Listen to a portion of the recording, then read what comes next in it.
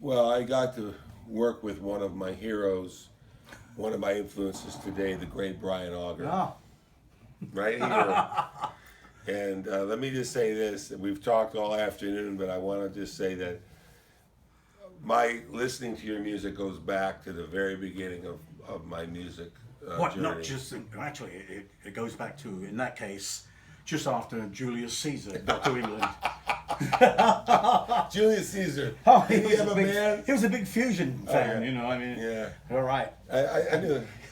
We were recording on clay tablets at the time. If you There you remember go. well. Clay tablets. Well, I watched your stuff first up on vinyl. Right. And I'll tell you that in those days, I think records were about $3.99 a record. It was Something a like lot that, of money. man, yeah. A lot of money. Yeah. And you bought the record and brought it home and put it on the turntable. And I remember listening to Brian Auger. Oh my goodness me. And seeing titles like "Listen Here." Oh. First time I ever saw. Eddie Harris. Yeah, I mean, I'm telling you, you were partly to blame for me being in music. Seriously. Oh my goodness.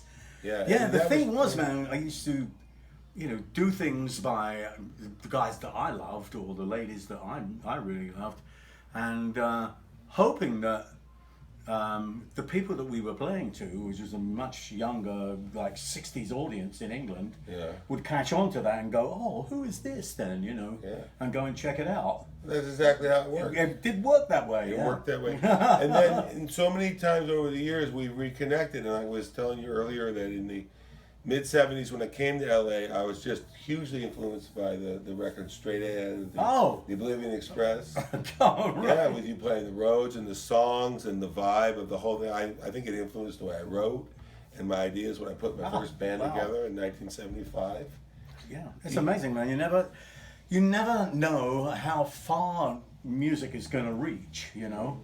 It's like it's amazing to me. I was saying this afternoon that I get like emails from Kazakhstan asking for an autograph picture.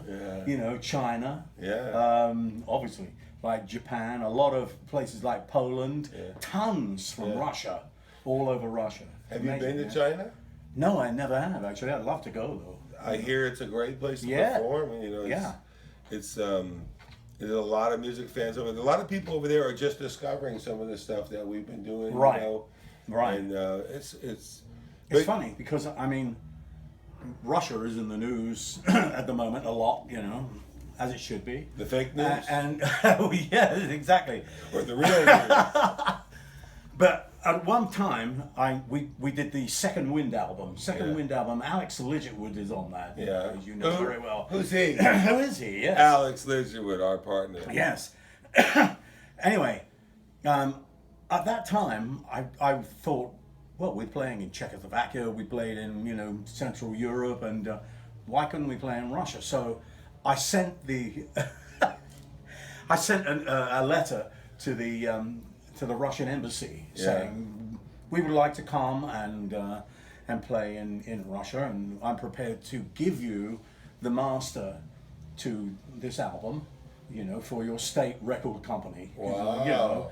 And they sent a reply saying, please send us the lyrics. And there was To make sure that they weren't anti-communist. Right. Oh yeah. and then there was Freedom Jazz Dance on there. Dear. No. And there was another one called Somebody Help Us, which is like, we're talking about 1972 we did this album. And the lyrics to this one, where it's called Somebody Help Us, there's an eagle flying, children dying, save the world from crying, help us. There's a politician in the old tradition selling superstition to us. You've got to find what you feel if you want to know what is real.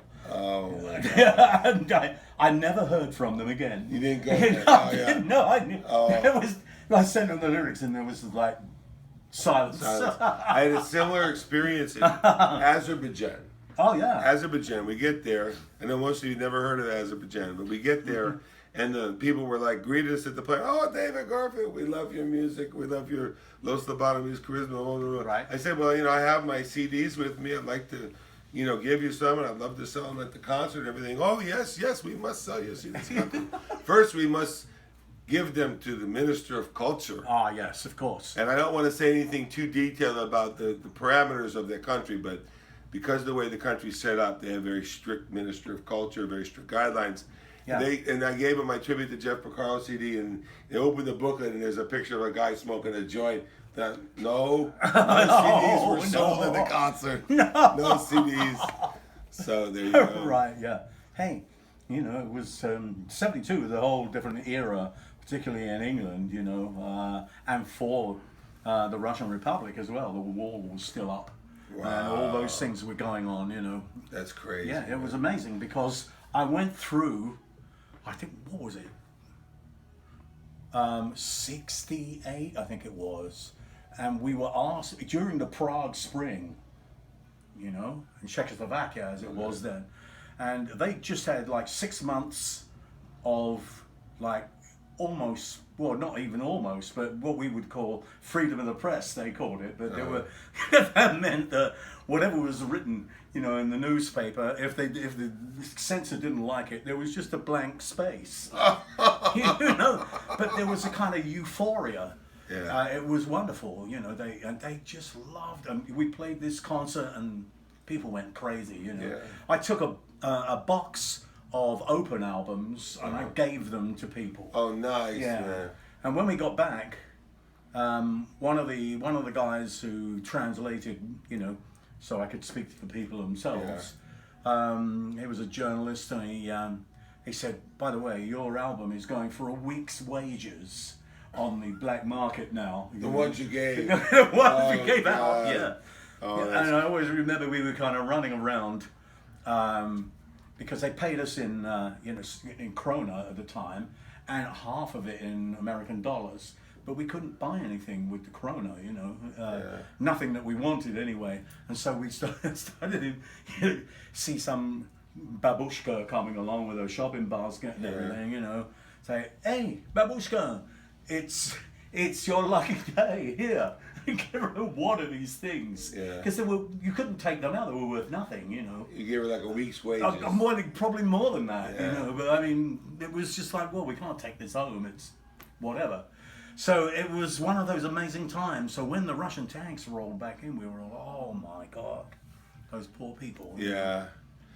Well, you know, that's the thing about music, and it's taken us around the world. Yes. You know, it's just, Yeah, and absolutely. to be such a privilege to make music and make people, we were talking about this earlier, make people happy, bring joy, going to these places. Like, Yes. You did eventually go to Russia, right? No, I've never been. You haven't been? Never been. I've been as far as Poland. Okay. You know. Well, you know, it's changed. You know, we went to Russia. I went to Russia like several different times. Every time I went there, it was more and more like Fifth Avenue. I mean, they had Cartier and Tiffany's, and it's very rich class there. But then some of the people are very poor. But I think music transcends like all the people. It does. It transcends all the barriers. As somebody said this, of class, creed, you know, the whole thing, color, the lot, you know, and I think whoever it was said, in the macrocosm it does that.